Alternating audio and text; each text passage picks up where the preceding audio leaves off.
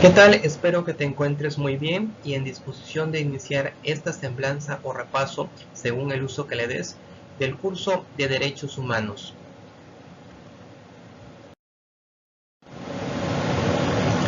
Te habla Waldo López García y te acompañaré a lo largo de la presente exposición.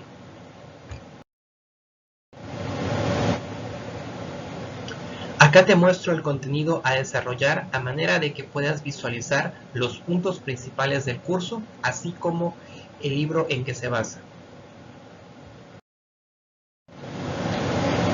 Antes de iniciar con la explicación, te comento que la presente no sustituye tu lectura y análisis personal de cada uno de los temas perfectamente desarrollados en el libro que te indiqué, así como la jurisprudencia que te haré mención y que dejo a disposición en el esquema que estás visualizando.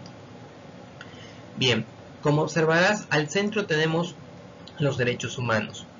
Su definición la podemos establecer a partir de sus características que nos las dice la Declaración de la Conferencia Internacional de los Derechos Humanos. Estas características son universales, inalienables, indivisibles y progresivos. Son derechos que tienen estas características y que corresponden a todos los seres humanos por el solo hecho de ser. Estos derechos humanos han pasado por un periodo histórico de aparición y de reconocimiento. Respecto a eso, hacia el lado izquierdo de tu pantalla, podrás visualizar el Código de Hammurabi, las 12 tablas, los 10 mandamientos, las revoluciones francesa, inglesa y la independencia de Estados Unidos. Sin embargo, son solo algunos eventos históricos que se pueden relacionar con la aparición y evolución de los derechos humanos. Estos derechos humanos no han aparecido en su conjunto como un catálogo completo, sino su aparición ha sido progresiva. Tal es el caso de que primero aparecieron los derechos civiles, luego los derechos políticos, los económicos, los sociales y los culturales, y posteriormente los derechos de solidaridad que se refieren ya en un plano internacional. Otra manera de verlo es por generaciones, una primera generación que corresponde a los civiles, una segunda que corresponde a los políticos, una tercera que corresponde a los económicos, sociales y culturales, una cuarta que corresponde a los derechos de solidaridad, también al derecho a la información con las tecnologías de la información, al derecho migratorio, y así nos podríamos ubicar con una quinta, una sexta etapa, porque recordemos lo que te había comentado. Los derechos humanos no aparecen como un catálogo completo, se van descubriendo en el devenir de la historia. Hacia el lado derecho de tu pantalla podrás visualizar el Estado moderno, que posteriormente avanza a un Estado contemporáneo y un Estado de derecho. El Estado moderno es importante que no lo confundas con el Estado actual. El Estado moderno se refiere al Estado de la Edad Media. Hay una evolución histórica de pensamiento, conocimiento, que nos lleva al estado contemporáneo, en el cual el gobierno está sometido a una constitución, a diferentes leyes y jurisprudencia para el funcionamiento del Estado. Precisamente derivado del respeto que el gobierno debe tener por los derechos humanos, en el 2011 hubo una reforma constitucional en la cual se elimina el nombre de garantías individuales que tradicionalmente se había conocido en México a los derechos humanos, para darle esta misma denominación internacional, derechos humanos. Es decir, a partir de ese momento, 2011, México expresa su máximo respeto y reconocimiento a los derechos humanos al cambiar en su ley suprema la denominación. Ahora bien, retomando las características de universalidad, derechos inalienables, indivisibles y progresivos, tenemos varios principios. Como tú observarás, no te estoy hablando de los artículos primero, segundo, tercero, etcétera de la Constitución. Si te hablara únicamente de eso, nos quedaríamos muy cortos, ya que actualmente se están descubriendo más derechos humanos a través de jurisprudencia, y es por eso que te insisto mucho en ese aspecto y que incluso te coloco los números de registro de jurisprudencia de cada uno de los elementos que a continuación te explico. Hacia el lado derecho de tu pantalla aparece el debido proceso, que a su vez deriva en otros principios más. Es decir, el debido proceso implica la imparcialidad judicial. Puedes leer completo en la jurisprudencia, cuyo número de registro tienes en pantalla. La imparcialidad judicial tiene dos vertientes, la subjetiva y la objetiva. La subjetiva tiene que ver con los impedimentos de la autoridad para intervenir, ya sea por relación familiar, amistad, enemistad o alguna otra, y la objetiva que tiene que ver con la falta de aplicación del derecho cuando la autoridad debía hacerlo. También en el 29 del Código Nacional de Procedimientos Penales se establece la existencia de un fiscal imparcial y objetivo. Esto quiere decir que el fiscal debe presentar tanto las pruebas de cargo como las de descargo, es decir, aquellas que acusan como aquellas que pueden derivar en la inocencia del acusado. Otro principio que tenemos es el de publicidad. Esto quiere decir las audiencias son públicas. Cualquier persona puede entrar a ver cómo se desarrolla una audiencia aunque no sea parte en el proceso. Puede consultar un expediente para conocer el asunto, si bien no los nombres de los particulares implicados, pero sí el asunto. El principio de inocencia y de duda razonable se refiere a que toda persona que es acusada penalmente tiene en principio la consideración de ser inocente, y ante cualquier duda razonable respecto a la acusación que se le está formulando, se le va a terminar considerando inocente si no se prueba lo contrario. Otro principio es el de las formalidades procesales y sustantivas, es decir, el proceso implica el respeto a ciertos actos y a cierto tiempo para realizar estos actos y debidamente desarrollar el proceso, que a su vez tiene que ver con el respeto de diferentes derechos civiles, laborales, de acuerdo al asunto que se esté tratando. Lo que tiene que ver con la justicia pronta y expedita es también parte del debido proceso. Esto quiere decir que esos actos procesales se van a llevar a cabo en los tiempos que dicen los códigos y las leyes respectivas.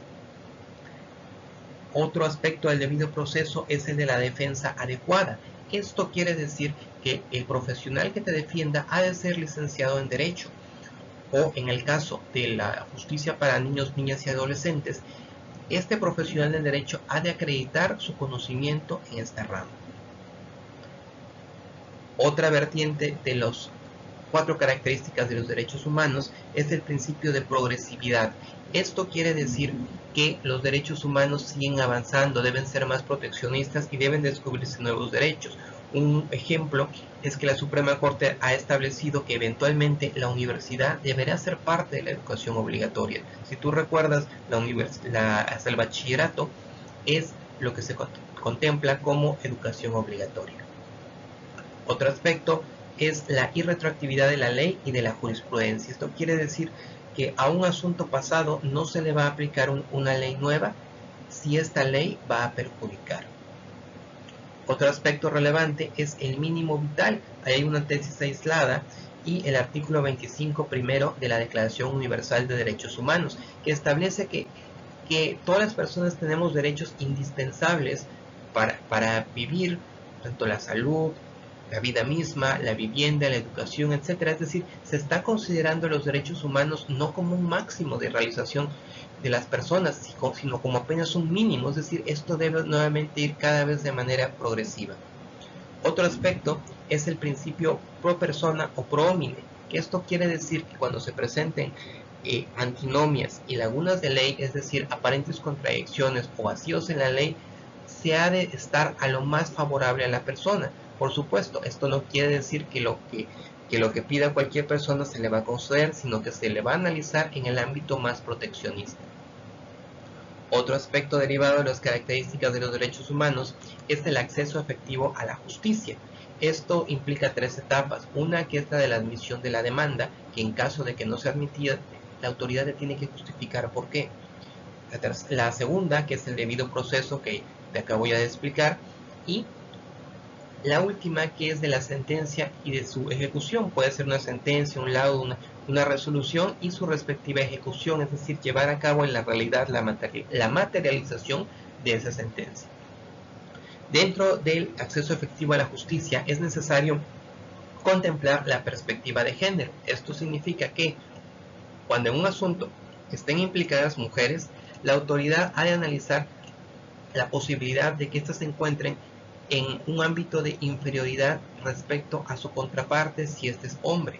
La perspectiva de género en ningún momento significa que la mujer va a tener más derechos del hombre, sino que va a tener una consideración especial por históricamente habérsele estado en un estado de inferioridad. Otra cuestión importante es la cláusula abierta de reconocimiento de derechos. Esto quiere decir justamente lo que hemos venido comentando, la posibilidad de que haya más derechos humanos de lo que estamos conociendo, y al momento de que la autoridad estudie un asunto para su resolución pueden aparecer estos derechos. Esto implica el principio de convencionalidad o control de convencionalidad, que a su vez nos lleva al control difuso y concentrado de la convencionalidad. ¿Qué quiere decir esto? El control difuso, que todas las autoridades en el ámbito de sus competencias van a hacer respetar los derechos humanos, que vienen en las leyes, que vienen en la Constitución, que vienen en tratados internacionales de lo que México es parte, convenciones, pactos, etc. Por eso se llama convencionalidad, esas convenciones. Y el control concentrado, específicamente las autoridades federales, las autoridades de amparo, van a realizar este control y descubrir esos nuevos derechos humanos. Sin embargo, aquí tenemos el último concepto, que es una parte esencial de todo lo que te vengo explicando, que es el control de regularidad constitucional. Recordamos que la Constitución es la ley suprema, eso siempre tú lo has conocido. Bueno, quiere decir que esos derechos humanos se tienen que ajustar a la Constitución como ley suprema. Si en ese devenir del estudio de la autoridad de un asunto hay derechos humanos que se alegan, pero que pueden ser contradictorios a lo que dice la Constitución, lo que va a prevalecer es la Constitución. Es decir, no se van a reconocer esos derechos humanos si están vulnerando algún principio establecido en la Constitución. ¿Sí? Es muy importante que tengas presente que los derechos humanos no son iguales en todo el mundo, es una concepción distinta en África, en Europa, en Asia. Entonces, el control de constitucionalidad es también una expresión de la soberanía de los diferentes gobiernos. A continuación, deseo mostrarte material que puede ser de utilidad para fines cognitivos y reflexivos. En el primer caso, sobre la historia de los derechos humanos, es un documental breve que te da una idea de ese devenir histórico de los derechos humanos para su reconocimiento, su avance. El siguiente video sobre los 30 derechos humanos es con base en la Declaración Universal de Derechos Humanos. Si bien te comenté, existen diferentes documentos al respecto, pero la Declaración Universal de Derechos Humanos se toma como parte genérica. Te hago la aclaración, cualquier documento internacional vale lo mismo, es decir, vale lo mismo la Convención Europea de Derechos Humanos que la Declaración Universal de Derechos Humanos.